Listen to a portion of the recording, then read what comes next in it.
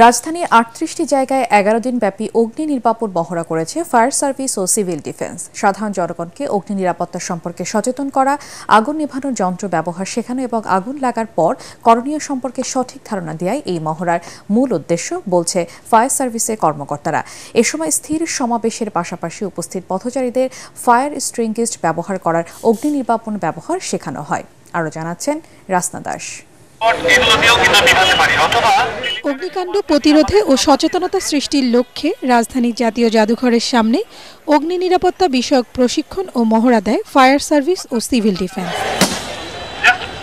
অগ্নিকাণ্ডের ঘটনায় আতঙ্কিত না হয়ে যেসব পদ্ধতি প্রয়োগের মাধ্যমে অতি দ্রুত আগুন নেভানো সম্ভব হয় তা জানান ফায়ার সার্ভিসের কর্মকর্তারা।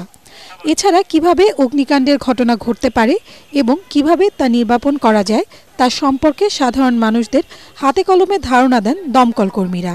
এ সময় সাধারণ জনগণের মধ্যে অনেকেই আগ্রহী হয়ে শিখে নেন অগ্নিকাণ্ডের ঘটনা ঘটলে নিজেকে কিভাবে নিরাপদে রাখবেন এবং আগুন নেভানোর কৌশল।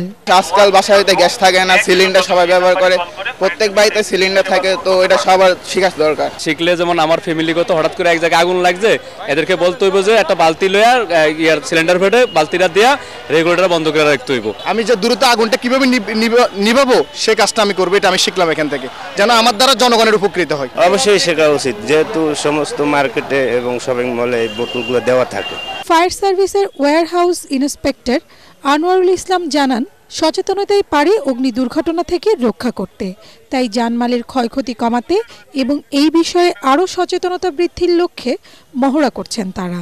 মানুষকে সচেতন করার উদ্দেশ্যই হচ্ছে আমাদের প্রধান এই কাজের প্রধান কারণ। আমাদের হটলাইন নাম্বার 102, এটি যেন সবাই জানতে পারে এবং দুর্ঘটনার শুরুতেই আমাদেরকে ফোন করতে পারে। এই সময় জনগণকে নিজ নিজ অবস্থান থেকে আবাসিক ভবন এবং শিল্প কারখানাগুলোতে নিয়মিত অগ্নি নিরাপত্তা পরীক্ষা করা এবং অগ্নি নির্বাপক ব্যবস্থাগুলো যথাযথভাবে কাজ করছে কিনা তা নিশ্চিত করার পরামর্শ দেন ফায়ার সার্ভিস ও সিভিল ডিফেন্সের কর্মকর্তারা।